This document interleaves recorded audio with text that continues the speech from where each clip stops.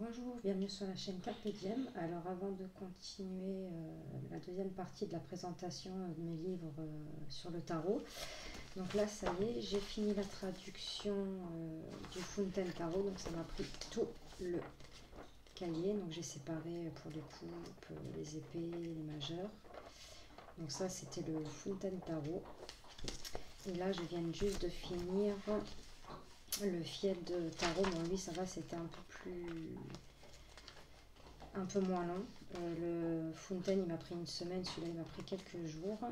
Donc pareil, hein, j'ai séparé les majeurs, les mineurs. Et là je vais commencer la traduction du Crystal Vision. Donc voilà, c'était pour vous montrer. Alors, j'ai la voix du tarot, donc je l'ai acheté il n'y a pas longtemps sur Vinted d'occasion. Mais bon, avec les frais de port à 1 euro près, je ne savais pas qu'il était qu'à 9,50 €. Je l'aurais acheté neuf, mais bon, c'est pas grave. D'Alexandro Jodorowsky et de Marianne Costa. Donc, c'est un petit livre. Donc, on a le sommaire avec la structure et la numérologie du tarot. Alors, attendez, je vais baisser un peu la caméra. Composition et règles d'orientation, la numérologie du tarot, construire le mandala en 10 étapes, la gamme des 11 couleurs. Donc là, on a les arcanes majeurs, les arcanes mineurs avec le degré de la numérologie, les honneurs ou figures, le tarot 2 par 2, donc les duos des deux séries décimales, les couples du tarot, les paires qui font 21 et succession numérique et translation. La lecture du tarot, les premiers pas, lire les 3 cartes, lire 4 cartes et plus, et lire 10 cartes et plus. Donc la conclusion, on a une présentation, on a une introduction. Donc celui-là, je pense que je mettrai du temps à lire, parce qu'en plus c'est écrit petit, donc on a une très grande introduction quand même, on a pas mal de pages. Donc à mon avis, qui doit expliquer l'histoire du tarot. Donc, ça doit être très intéressant. On prendra la structure et la numérologie du tarot. Donc ça, c'est la première partie du livre. Le tarot est un être. Après, on a pour commencer composition et règles d'orientation. Les arcanes majeures, donc le premier contact avec les arcanes majeures, donc qui sont représentés en petit, en noir et blanc. Le tarot est progressif, donc enfin, il a l'air d'être un peu compliqué celui-ci. Je ne sais pas si vous l'avez, dites-moi. Mais je sais qu'apparemment il est très très très bien.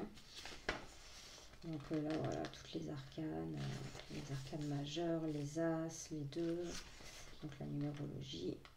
Et après donc, on commence avec le backleur, donc on a la signification des mots-clés dans une lecture.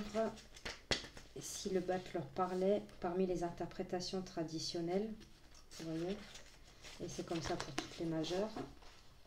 Donc il y a pas mal quand même.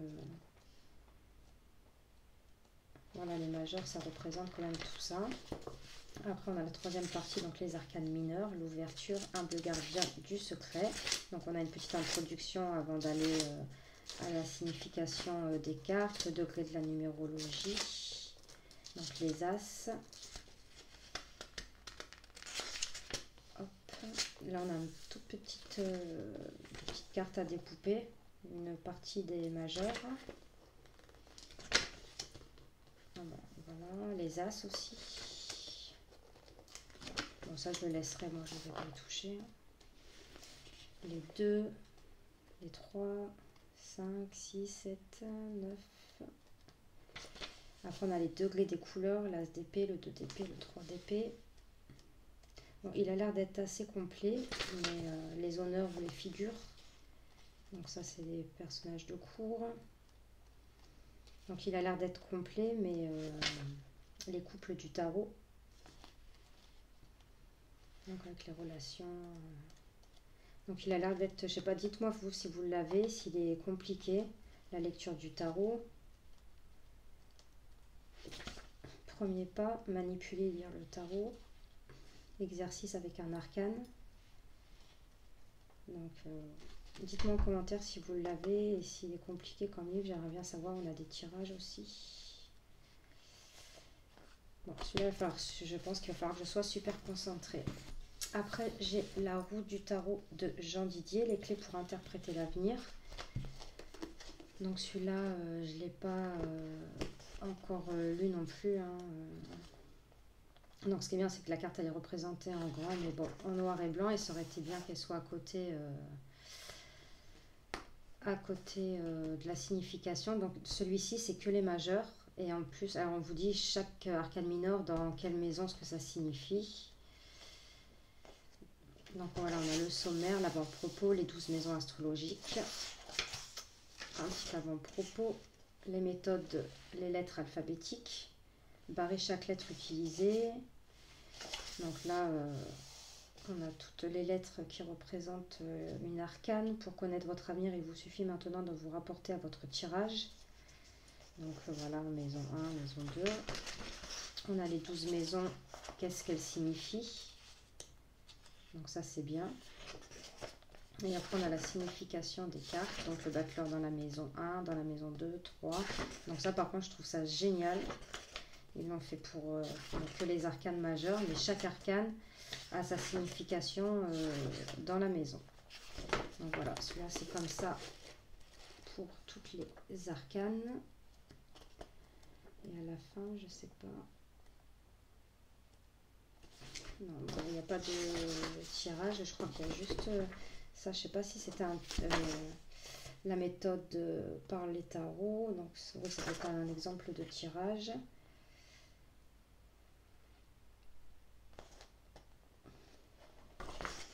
Chaque lettre utilisée correspond à une carte du tarot. Voici les références de chaque carte. Donc ça c'est pour la roue du tarot. Dites-moi si vous l'avez, s'il est bien. Toutes les clés pour interpréter le tarot de Marseille. Donc par contre c'est basé sur le tarot de Marseille, celui-ci. Après celui-ci je l'ai acheté il n'y a pas longtemps. Comment bien tirer le tarot de François Villeneuve. Manuel pratique pour apprendre à lire les cartes, interpréter les messages et orienter votre destin. Donc celui-ci par contre il est en couleur.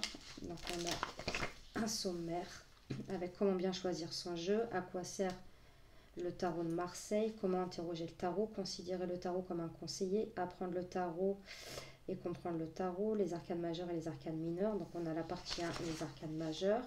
Ensuite on a les arcanes mineures, les suites de coupe, les cartes de coupe. On a différents tirages, le tirage du jour, du oui ou du non en 3 cartes, analyser un état d'esprit, tirage en croix, tirage en 7 cartes, tirage en roue. Et la partie 4, alors ça c'est bien, on a des exercices, apprendre du passé, le oui, le non, l'imprégnation et la ramification.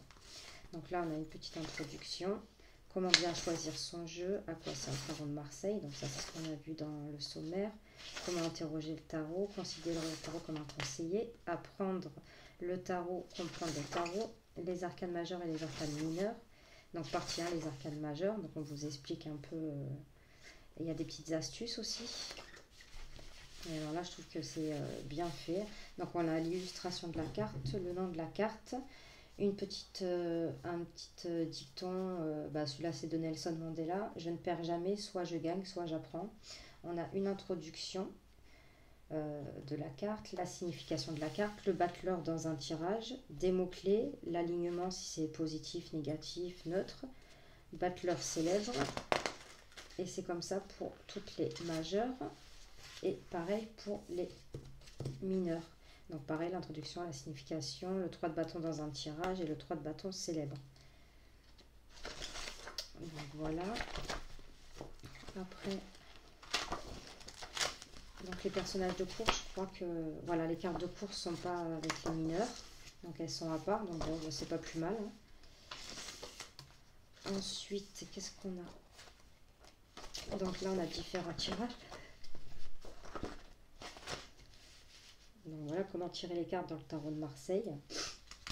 Le brassage, bon, ça vous explique un peu comment l'interpréter. Le tirage du jour à une carte, le tirage du oui et ou du non, le tirage à 3 cartes, l'état d'esprit, le tirage en croix, le tirage à 7 cartes et le tirage de la roue. Et après, on arrive à la partie exercice, apprendre du passé. Donc là, on a des petits exercices, des questions qu'il faut certainement répondre. Donc ça, je trouve bien à la fin d'un livre qui met des exercices parce que ça permet de bien comprendre le tarot. Et donc, on a un à propos de l'auteur et après, on a des notes personnelles. Bon, je n'écrirai pas dans le livre. Et un que je vous ai présenté longtemps, donc je vais faire vite à vous le remontrer. C'est le tour du tarot en 78 jours. Donc je l'ai pas encore commencé. Bon, on m'a dit qu'il n'était pas si bien que ça. Donc là j'ai mis un petit marque-page qu'on m'avait offert en tissu, qui a été fait maison. Et bon bah voilà, je vous avais montré, donc il y a une très grosse introduction. Et en fait voilà, le problème c'est que c'est vrai que les cartes sont mélangées, ça commence pas par les majeurs, les mineurs. En fait c'est on va trouver des mineurs avec après des majeurs. Donc voilà. Voilà, mettons là, on a la 7 de denier. Après, on va avoir le 7 d'épée, le 7 de coupe,